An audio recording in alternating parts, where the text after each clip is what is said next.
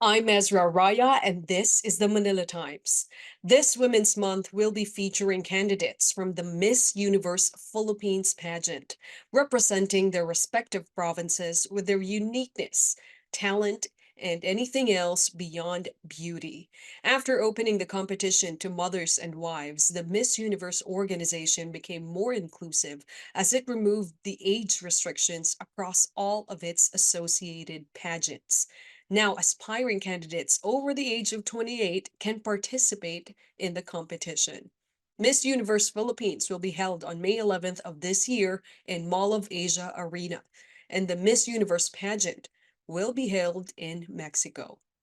Here with us is Miss Universe Philippines candidates, Davao Region, Miss Johanna Puyod Yulo, Miss Davao City, Maria Isabel Pelayo, and Miss Manila, Kiana Isabel Makuha. Such a beautiful morning. Welcome to the Manila Times once again. So, would you like to introduce yourselves? However, you'd like to introduce yourself one by one.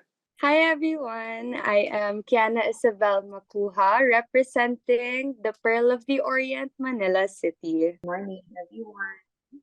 Mahana po yun, Yulo, representing Davao Region. Mayong adlaw sa tanan. Mabuhay ug madayaw, I'm Maria Isabel Pelayo representing Davao City. It's a beautiful morning indeed. Again, thank you so much for joining us, our Davaoeñas and isang Manileña. So our first question is, how are you guys preparing for the competition? So I understand it's 2 months away before May 11th. So how does one prepare physically, mentally, even psychologically for a competition like this? Yes, there are a lot of preparations. Pageants are not just pageants anymore when you just need to focus on your walk or your way of speaking and Q&A.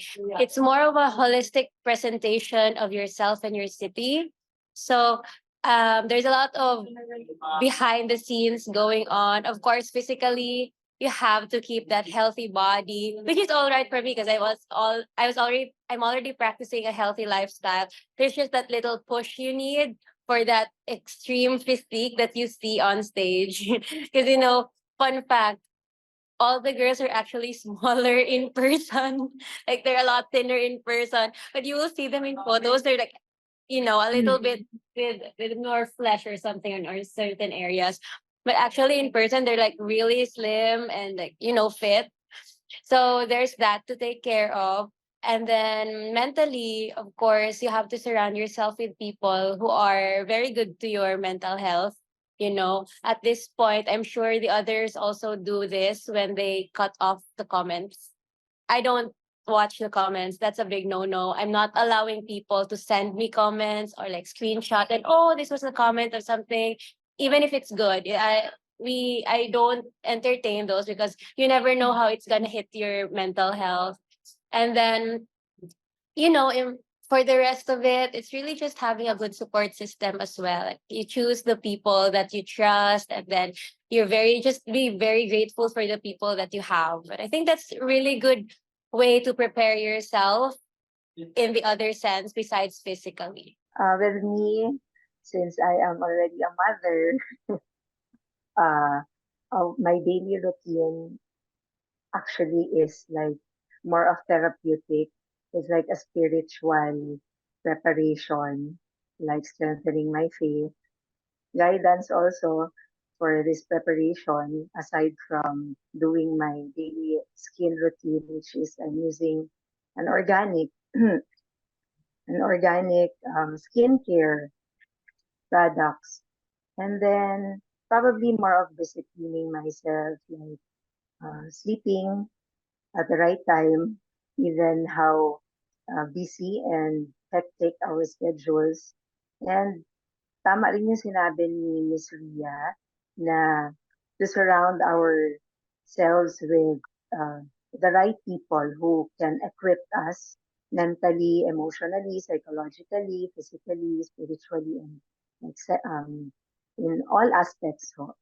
And since I am also not only a member but a volunteer in our family ministry community, I also seek guidance from leaders po na who can also help me, guide me through this journey, because this is a new journey for me, since this is the first time that I am joining a pageant. Uh, Yun din yung aking ano, parang new beginning ho for me. And I am just so happy being surrounded with not only strong women, but I feel so young, young at heart, na kahit na mother na ako, I am not only a mother, and I am not only like with my profession at the present, but also a role model and an inspiration to others. That's very Ayun ho. interesting, Miss Johanna. No? So recently, the Miss organization, Miss Universe organization now is very forward thinking, especially with our new, Yes. right? They removed the marital status limits as well as the parental limits, and most recently the Yes. age limit.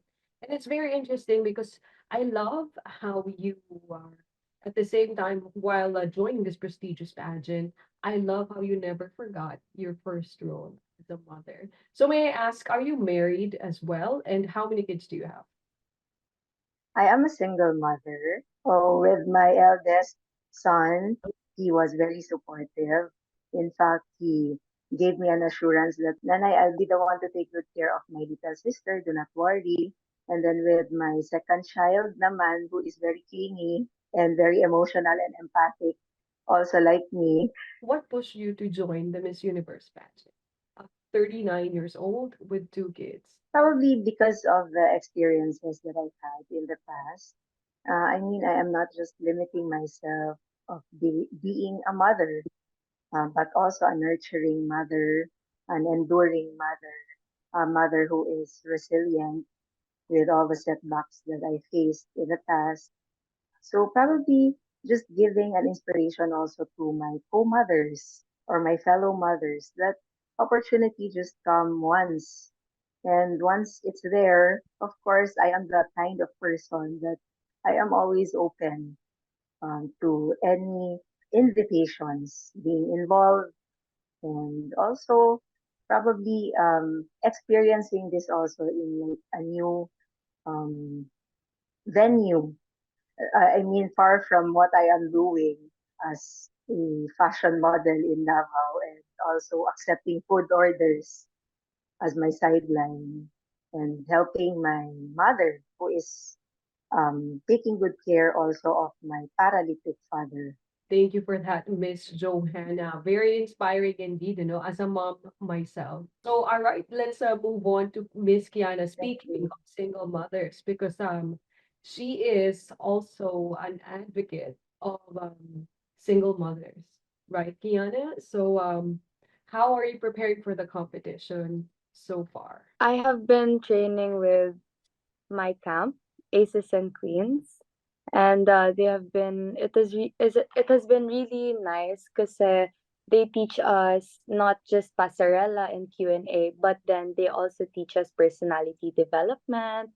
They teach us how to handle with media, and also actually how to handle our emotions towards becoming a beauty queen. Also, syempre, you need to be prepared mentally, physically, and with everything talaga. And aside from that, I agree with the two other girls because you really need a support system, especially in times like this, because this is a very big pageant, and of course, the spotlight is on you. So, hindi po talaga may iwasan that there would be um comments from other people that like Ria said, you need to filter out because it will really affect your mental health. And that's what happened to me actually during the press presentation. And after that, sabi ko, I'll make bawi talaga.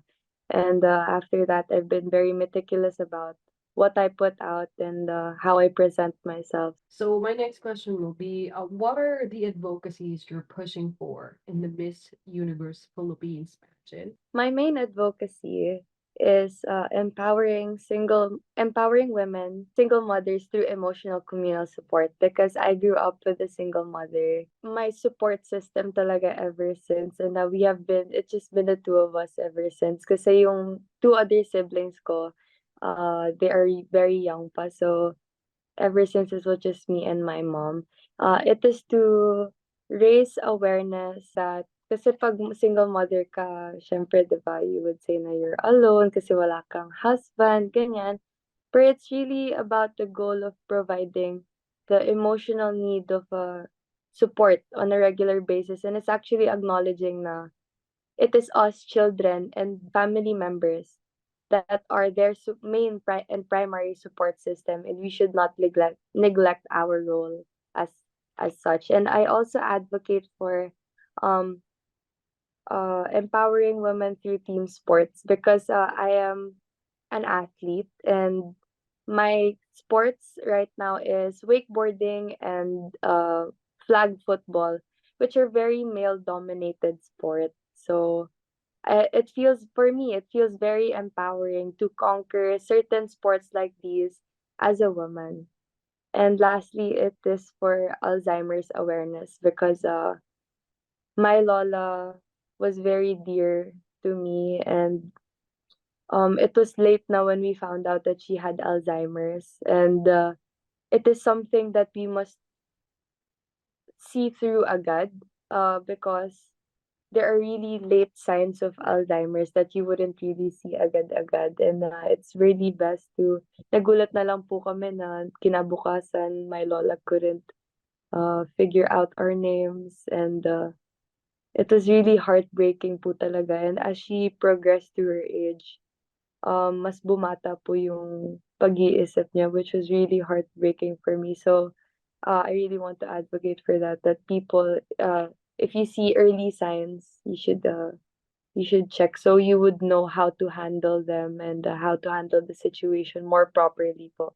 I can feel you're speaking from experience. No, I'm very touched by what you said, being raised by a single mother. And I understand your advocacy is about breaking barriers, as we say. Thank you so much, Kiana, for sharing that with us. And now let's go to Miss Johanna.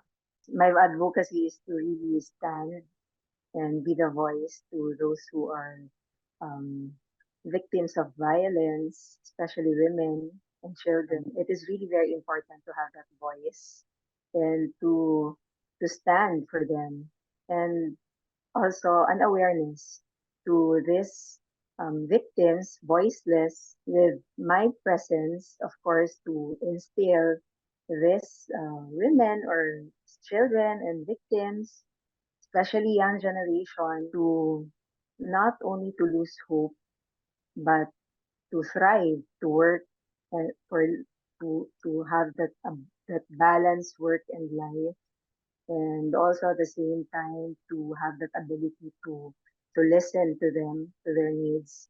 And because there are resources like therapies, with my advocacy to really stand, to also fight back that victims are not only victims and survivors are not only survivors. They are survivors without resentment, and also not only without resentment, but with good intent to really rise up again. Because other than resources, life is so beautiful, and you just live day by day. And of course, it is difficult, but with this advocacy, with this awareness that we have, we can forgive but not condone their wrongdoings. Thank you so much for sharing that, Miss Johanna. My advocacy started when I was in the local pageant, the Mutya ng Davao. I started with advocating for a healthy lifestyle because uh, health is really important, and you have to take care of yourself. It's the entire theme of my life, taking care of yourself so you can take care of others. So I started with that advocacy, telling others to have an active lifestyle, because in our family as well there are a lot with high blood, those um those kinds of illnesses that you get from a lifestyle that isn't very healthy. But anyways, from an healthy lifestyle, I was an aerialist, I'm an aerialist. So I also am very adventurous. I found ways to have an active, healthy lifestyle in different ways. And that's exactly why me and Isabel bonded for a bit, because she's also very adventurous. And then we were talking about what we wanted to do. And from that on, from having an active lifestyle, I discovered hiking. So I fell in love with hiking. And then while being in the hiking, while being in hiking, I really appreciated being around nature. I can't stress this enough. You have to experience it for you to understand, but it's really very refreshing being around nature and all. And fun fact, I went up Mount Apo. So I reached the highest peak in the Philippines. And in that journey, imagine 3 days just being surrounded with nature. I really appreciated how blessed we are with natural resources. And so when I went into the Miss Universe Philippines, I was thinking of what is it that I truly advocate in Davao that I could bring to the entire Philippines. And I worked with a foundation. Shout out to Egypt Foundation. Um, they it is their process is we have to hike up a mountain and then you plant a tree and then you engage with the community there because Davao is actually filled with a lot of tribes. We have 11 tribes, and then a big portion of our city are ancestral domains. So these tribes live in those ancestral domains, and the some parts of those domains before were not really taken care of, and that made those tribes suffer a bit. But good thing there are these foundations and also efforts from the city themselves that they're trying to preserve the area where the tribes live in because these tribes are our identity and their identity is tied to those lands, so they preserved it. And I'm so happy that we see the change in the environment. Before there were these barren like super brown areas and now they're really green. I went there a lot of times. Actually, I've been there a lot of times and it gets so much more beautiful every time. And yeah, so I'm advocating for the preservation of natural resources for our indigenous people because again, these people, they carry our identity. We must take care of their lands as well. And not just that, I remember being told by the head of Egypt Foundation, Ma'am Selena, shout out again, because they're really very supportive in my obsession with tree planting and hiking. Okay, so uh, she told me if you're going to advocate for something, put the environment in it. Because if you think about it, you want to advocate for mothers and all. But if disasters comes, who are we going to advocate for? Eh, when our environment comes against our mothers, how else do we take care of them, right? Or our children or anyone else. So put the environment in it. And that really I would really agree with that. So I think I was very digressing. So first I advocated for an active lifestyle, which led me to falling in love with nature. And now I advocate for preserving our natural resources for the benefit of course, our cultural groups, ethno-linguistic tribes.